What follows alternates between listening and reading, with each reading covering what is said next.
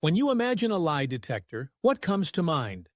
Probably a person hooked up to a machine, with wires tracking their heartbeat and sweat, answering rapid-fire questions in a dimly lit interrogation room. Now imagine this instead. You're standing in front of a priest in a stone church, and all you're given is a piece of dry bread. No machines, no electrodes, just bread and God's judgment. This was the reality for many people in medieval Europe, where one of the strangest forms of justice was known as the trial by bread. Here's how it worked. If you were accused of a crime, anything from stealing a chicken to blasphemy, and the court lacked hard evidence, you might be offered a way out. Swear your innocence and eat the bread. If you could chew and swallow it without choking, you were declared innocent. But if your mouth went dry, if you coughed, or especially if you choked, you were guilty. It sounds ridiculous, even absurd. But like many things from the Middle Ages, when you look closer, it starts to make a strange kind of sense.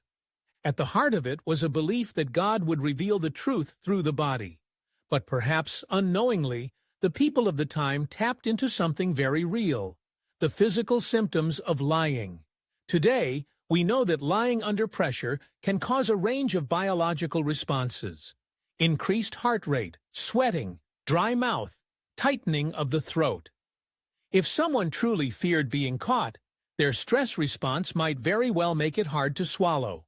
And so, without modern science or psychology, medieval judges were watching the body for clues, the same way modern interrogators do.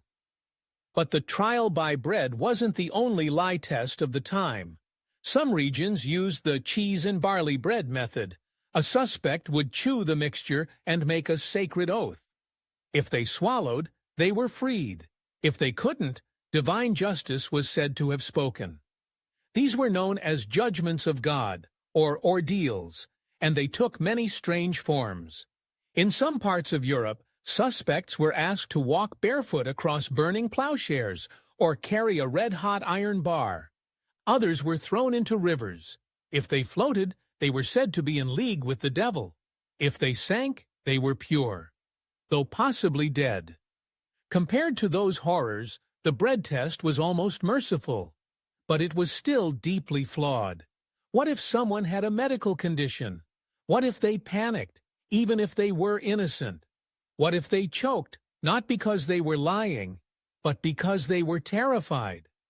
The truth is, justice in the Middle Ages wasn't always about facts. It was about perception, about honor, reputation, fear, and faith. If the crowd believed you were guilty, then choking on a piece of bread became confirmation, not cause. And yet, beneath the superstition, lies a fascinating insight. The idea that the body betrays the lie is something we still believe today. Polygraphs don't detect lies, they detect stress. Modern police interrogations look for micro-expressions, voice changes, and involuntary reactions. So maybe, just maybe, those old priests and magistrates were watching more than they realized. They weren't just judging your faith, they were reading your fear. And that makes the trial by bread not just a bizarre footnote in legal history, but perhaps the very first lie detector ever used in Europe.